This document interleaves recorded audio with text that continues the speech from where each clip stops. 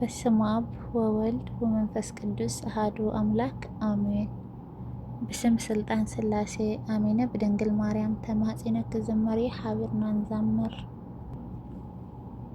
ከመስገነካዬ ተመስገና በልኮ ወለድካ ክበሃል ኣነ ካብ በቃዕኹ ስለቲ ዝገበርካለይ ኩሉ ንዓይ ጎይታ ካብ ምስጋና ሓሊፈ የብለይ ዝኸፍሎ ውሬታ። ከመስግነካየ ተመስገና በልኮ ወለድካ ክበሃል ኣነ ካብ በቃዕኹ ስለቲ ዝገበርካለይ ኩሉ ንዓይ ጎይታ ካብ ምስጋና ሓሊፈ የብለይን ዝኸፍሎ ውሬታ።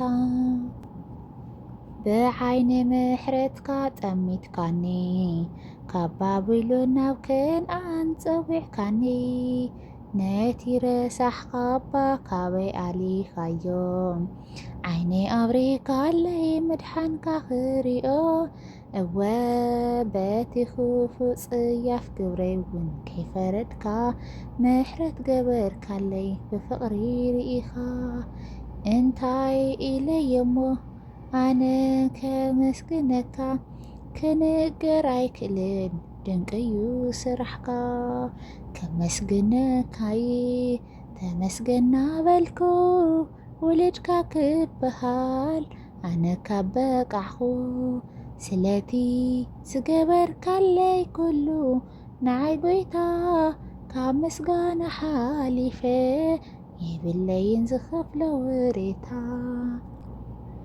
ብዓይኒ ምሕረትካ ጠሚትካኒ ካብ ባቢሎን ናብ ከነዓን ፀዊዕካኒ ነቲ ረሳሕካ እባ ካባይ ኣሊኻዮ ዓይነይ ኣብሪካለይ ምድሓንካ ክሪኦ ኣነ ዓቕሚ የብለይን ውዕለትካ ክገልጾ ጸጋ ካብ ዝሓለይ ንልበይ ህነጾ ብማህሌት ውዳሴ ብጸሎት ቅዳሴ ኣብ ቅድሜኻ ኮይነ ፍቕርኻ ለቢሴ።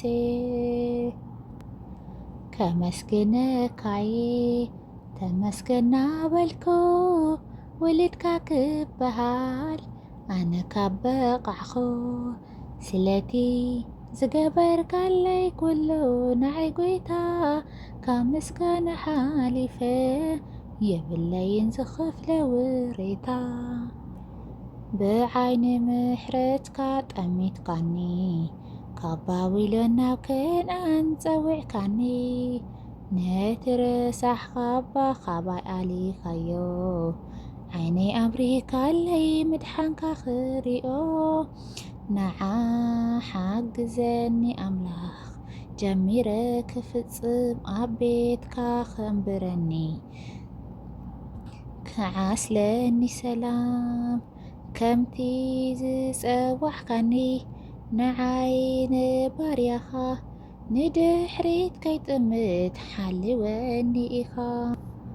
ከመስግነካየ ተመስገና በልኮ ወለድካ ክበሃል ኣነ ካብ በቃዕኹ ስለቲ ዝገበርካለይ ኩሉ ንዓይ ጎይታ ካብ ምስጋና ሓሊፈ የብለይን ዝኸፍሎ ውሬታ። ብዓይኒ ምሕረትካ ጠሚትካኒ ካብ ባቢሎን ናብ ከነዓን ፀዊዕካኒ ነቲ ረሳሕካ እባ ካባይ ኣሊኻዮ ዓይነይ ኣብሪካለይ ምድሓንካ ክሪኦ እወ ከመስግነካየ ተመስገና በልኮ ወለድካ ክበሃል ኣነ ካብ በቃዕኹ ስለቲ ዝገበርካለይ ኩሉ ንዓይ ጎይታ ካብ ምስጋና ሓሊፈ የብለይን ዝኸፍሎ ውሬታ።